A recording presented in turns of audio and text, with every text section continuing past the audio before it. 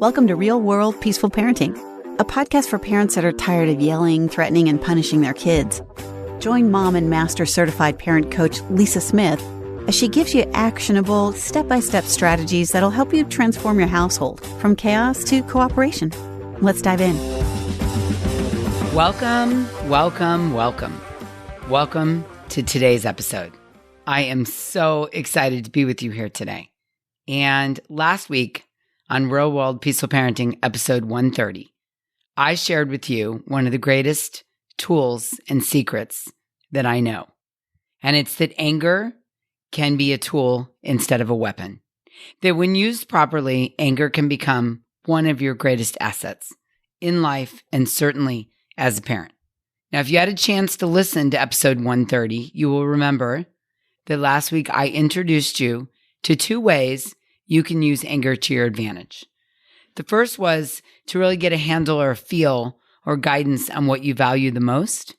And the other way to use anger is to uncover the uncomfortable emotions underneath. And I gave you some homework last week, which I hope you did. And that was to clearly define 2 or 3 things you value most and introduce some limits to your kids to honor those values. Now remember, limits are not punishments. Limits are guides for our kids to help them know the rules, know what is expected, and help them feel loved. I also hope you're able to define some of the uncomfortable emotions your anger typically whooshes in to cover up. So today, in part 2 of using anger as a tool, I want to share with you some actionable tools and strategies to help you keep or regain your regulation when anger strikes. Sound good? All right, let's dive in. Now, if you've been tuning in to Real World Peaceful Parenting for a while now, you're probably getting pretty good at soothing yourself back into regulation when your child storms, of responding rather than reacting. Now, side note, remember progress, not perfection. And please remember that no one, and certainly no parent, gets it right all the time, is regulated 100% of the time. We all lose it every now and then. So progress, not perfection. But I do feel I wouldn't be your parent coach if I didn't bring this important difference to your attention. So I feel compelled to point this out. I want you to take a minute to really sort out the difference and try to see the difference in your brain. Sometimes when we're angry, we're able to pause and soothe ourselves back to our higher brain, right? You're getting good at that. You're recognizing it. You're seeing the moment when you're triggered, and you're able to soothe yourself back to your legitimate higher brain where you're able to come alongside and co-regulate with your kid or kids. But the other thing that might be going on is occasionally you're trying to soothe yourself when in fact you might actually be suppressing your anger.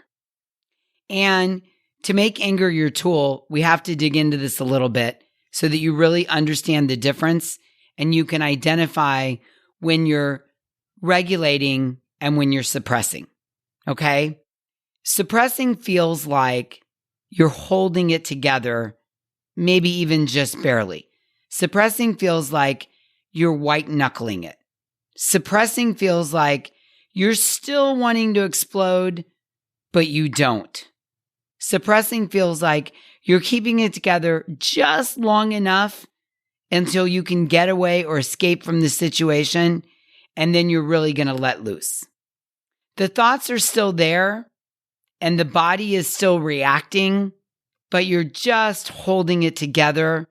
I like to think of this as delayed reacting or refusing to react. Can you think about a time when this is sort of what's going on for you? Okay, now in contrast, regulating feels like a calm sense of balance. It feels authentic and true. It isn't white knuckling. I wouldn't say it's effortless, but it's sort of like gliding across calm water on water skis. Regulating means you can notice your thoughts better, and you're actually choosing your thoughts and your actions. Regulating feels like a real, true pause and respond. And I'll be totally honest with you, Sometimes I'm suppressing and sometimes I'm regulating. And in an effort to teach techniques for working with anger, we must first see anger for what it really, really, really is. There are a few things about reactive anger that can really hold us back from learning and growing from it. And reactive anger that involves suppressing the anger feels good in the moment to give into it. It's like when you lose it, it almost feels like a pressure release. Reactive anger feels easier in the moment, and it's certainly easier in the moment than regulating yourself. Reactive anger is easier than sitting with uncomfortable emotions. It feels urgent and impulsive and hot, and it just needs to come out. Reactive anger feels easier than unpacking those emotions that may stem from an underlying wound that still needs some work to heal. Now, here's the deal. Reactive anger feels safe and easier because anger makes us momentarily feel that we are in control. It's not true. We're anything but in control, but oftentimes that's how it feels. Anger can provide a surge of energy that makes us feel in charge rather than feeling vulnerable and helpless. Acting out on that anger creates a sense of control and power in the face of vulnerability and uncertainty. Can you see this? Anger can also be a habit, and our habit brain thrives on rinse and repeat, rinse and repeat, rinse and repeat. You might be responding in a reactive, angry way before you even realize it. That's your habit brain getting involved. And then once the impulsivity is over, reactive anger opens the floodgates for thoughts that cause us to suffer even more. Why'd you do that? I can't believe you did that again. And we get caught up in that, and it distracts us from all the feelings underneath the reactive anger. Anger is always a cover emotion for deeper feelings underneath. First come the negative feelings and then the anger. One is very, very, very rarely ever, dare I say never, angry when you're happy and joyful and feeling positive emotions. Step one is a negative emotion that makes us feel vulnerable and unsure, and then anger joins the party to cover it up. For many of us, frustration is often experienced when we feel helpless and out of control, when we don't know what to do. So we avoid it by getting angry instead. Is this you? Am I talking to you right now? Or are you like, whoa, Lisa, whoa? Anger covers a feeling we don't want to feel. It could be frustration, disappointment, sadness, feeling unheard. It could be feeling left out, unwanted. It could be unloved, unaccepted. Anger could be covering a feeling of unsafe, confused, ignored, lonely, lost. It could cover up things like feeling judged, blamed, trapped, disconnected, controlled. And you may not know how to feel these feelings, so we avoid it by getting angry instead. Can you see this? This used to be me, particularly when I was parenting my little boy. I felt confused, unaccepted, lost, disconnected, controlled by his storming. I felt disappointed, and I covered it up with a lot of anger that I then projected and stormed right alongside my kid. If you're anything like me, we didn't learn anger as a guide, as a tool to uncover the emotions underneath. No one taught us this because growing up, we didn't have a parent or a caregiver willing to express these big, uncomfortable emotions.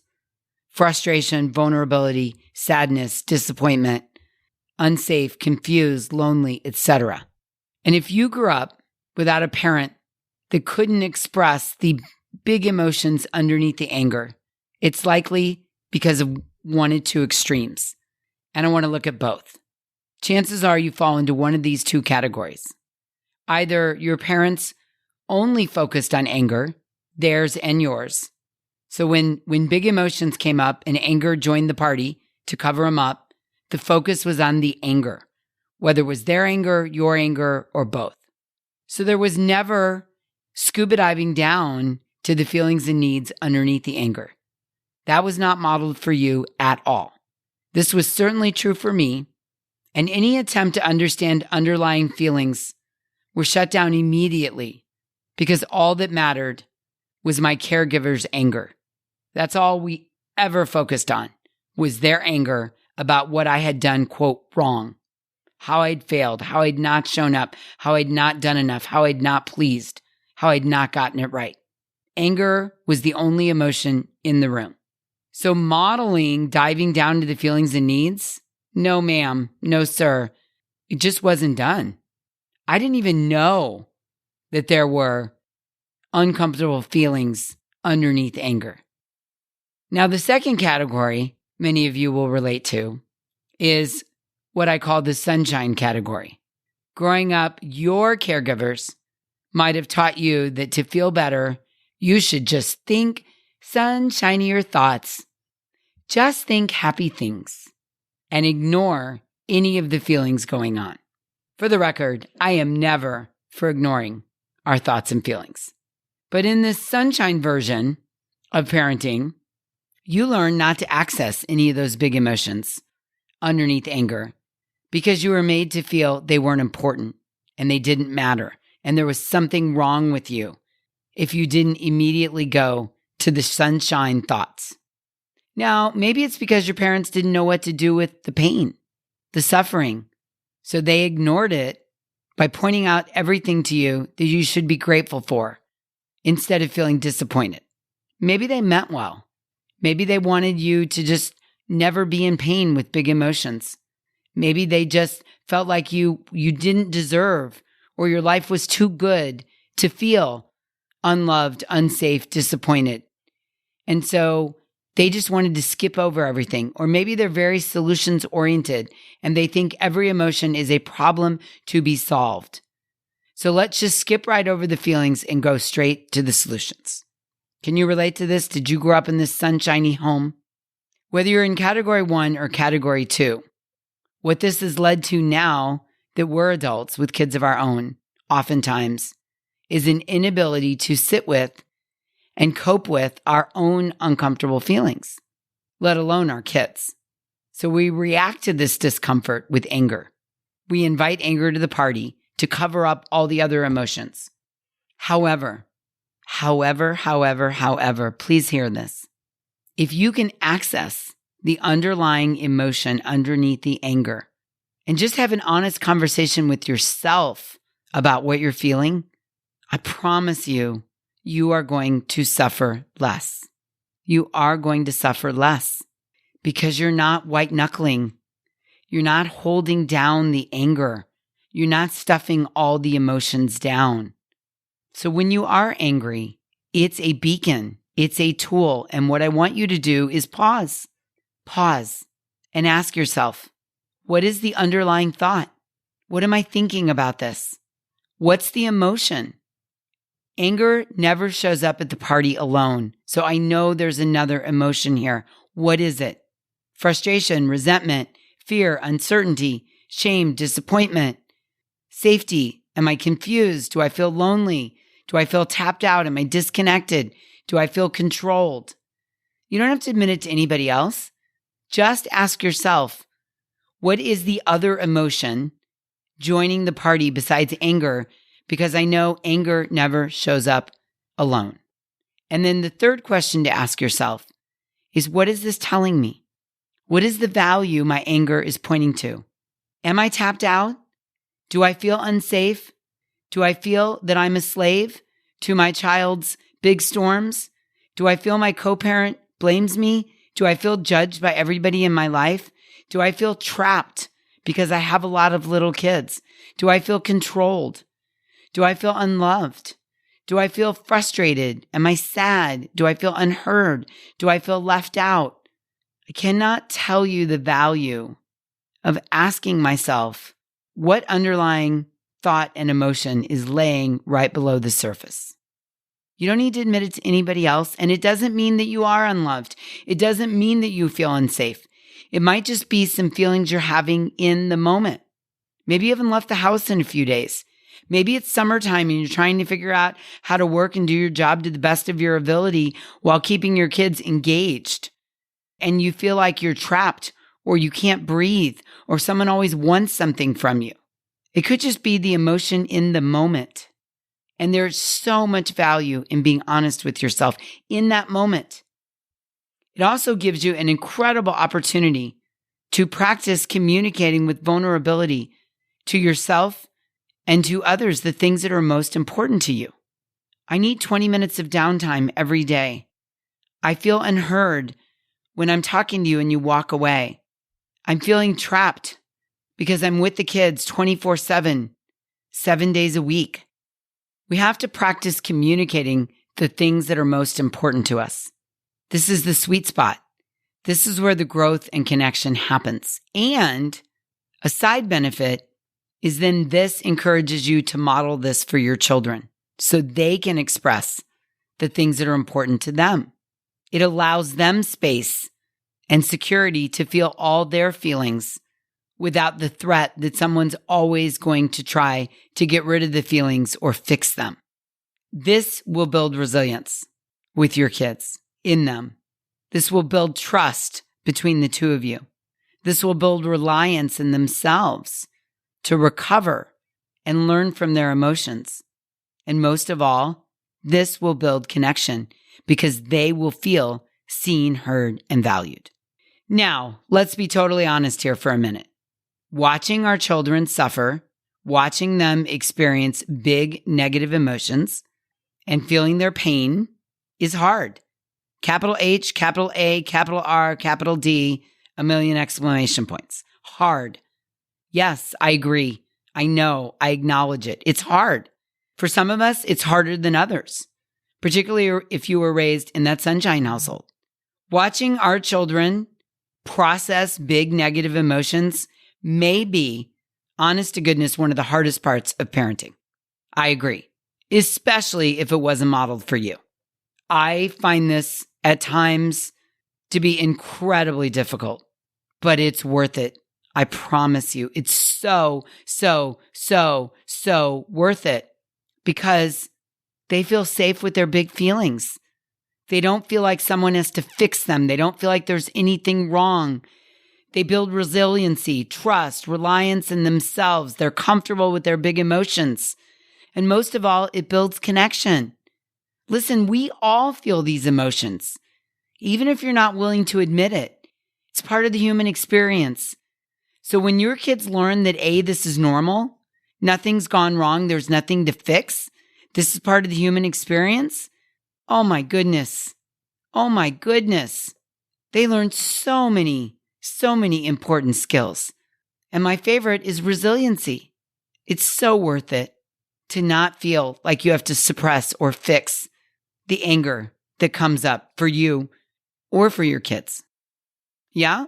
Okay, so maybe you're loving this. You're like, all right, Lisa, I get what you're saying, but how do I do it? Obviously, I don't know how because I'm not doing it. So tell me, how do I do it? Well, I'm so glad you asked. The solution is simple, but it's going to take some work to implement. You ready? Okay. All you have to do in these moments, drum roll please, is sit with them. Sit with your own emotions. Ask yourself what's underneath the anger. What am I thinking? What am I feeling? What is this anger pointing me to in my values? Right? Maybe you value being on time. And every time you think that you guys are going to be late somewhere, you get really angry. Okay. Because you're afraid you're going to be judged. You hate being late. You hate letting people down. You're high in responsibility. You value being somewhere on time. That's a beacon. I need to do more to get us places on time. I value this, so I need to put more effort into it. I need to plan better. I need to allow more cushion. I need to make sure my kids are getting their shoes on. I need to make sure I tell my teenager the drop dead time we need to be in the car and ready to go. It's a beacon. So when you're feeling anger, you have to sit with the anger and the emotions underneath. And when your kid is experiencing big anger, you have to sit with the emotions underneath for them. Create a safe place. Say, tell me more. You have to empathize by helping them define what they might be feeling. I hear you.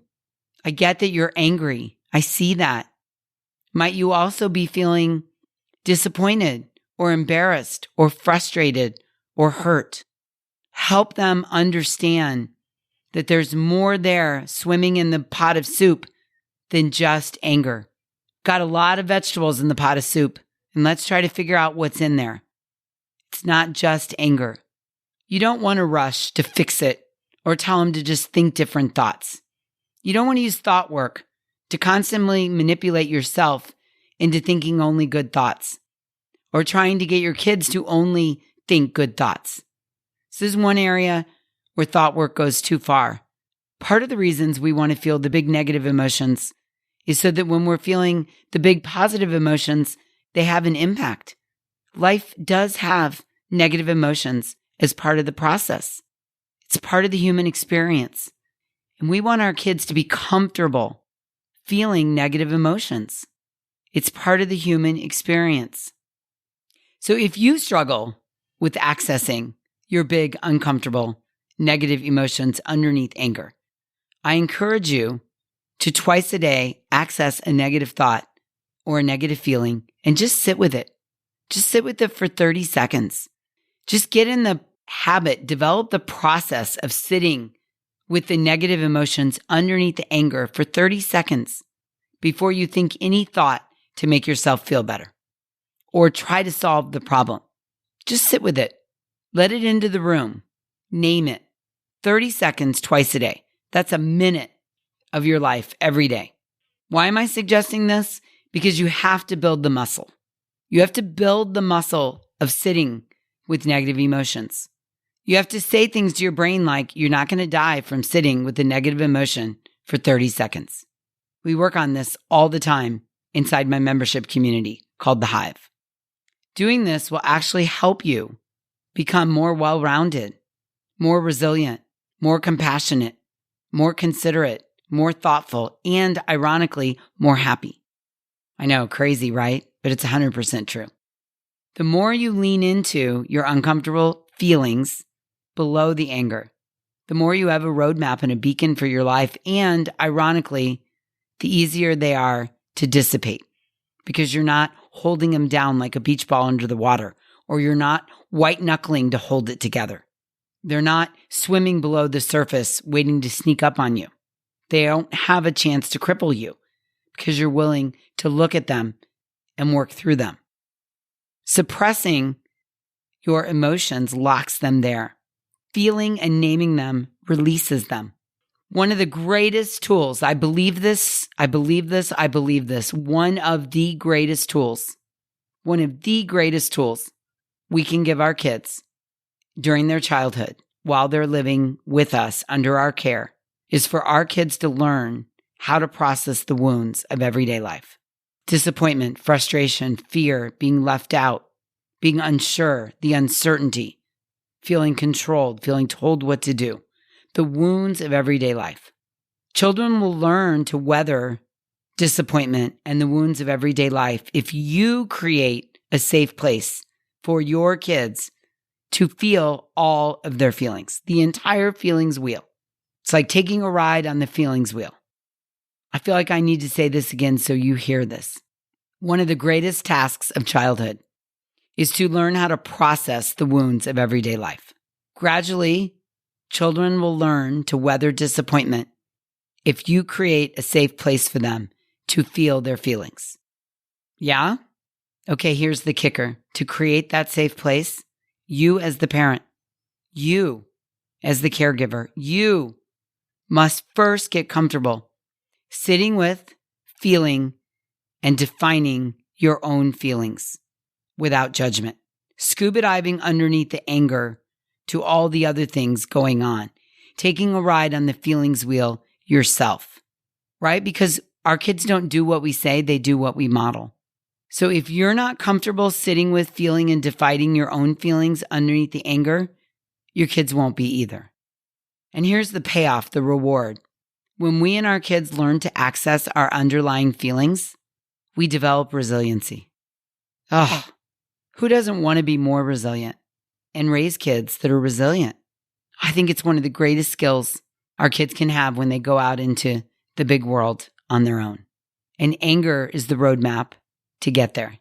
It can become one of your greatest assets as long as you use it as a tool to discover what you value most, to communicate with vulnerability those values, to uncover, define, and get comfortable with your uncomfortable, big negative emotions.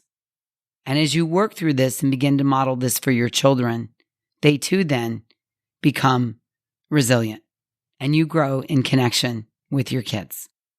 So good, right? I love it. You're so welcome. This is part 2 of the gift that I really wanted to give you. A new way to work with and think about your anger that is a tool, not a weapon. You've got this. I just know it. I'm so proud of you for listening to these 2 episodes and reframing how you see anger as a tool and committing to feeling the feelings that are dancing with anger. Remember, anger never shows up alone. So do your homework this week. Really uncover what else is joining the party besides anger. Sit with it 30 seconds twice a day and see what happens. In fact, I dare you. How's that? I double dog dare you to take this challenge and sit with your anger. And if you want to share with me, I'd absolutely love to hear from you. You can go to my Instagram page, which is the_peaceful_parent or the peaceful_parent. Go over to my DMs and tell me, Lisa, I've done the anger challenge and this is what I uncovered. I'd love to know what's coming up for you. I know how transformational this exercise is. You've got this. I know it. I'm so proud of you. And until we meet again, I'm wishing you peaceful parenting. Thank you so much for listening today. I want to personally invite you to head over to thepeacefulparent.com/welcome and sign up for my free Peaceful Parenting mini course. You'll find everything you need to get started on the path to peaceful parenting just waiting for you over there at www.thepeacefulparent.com/welcome. Can't wait for you to get started. Thanks for listening to Real World Peaceful Parenting. If you want more info on how you can transform your parenting, visit thepeacefulparent.com. See you soon.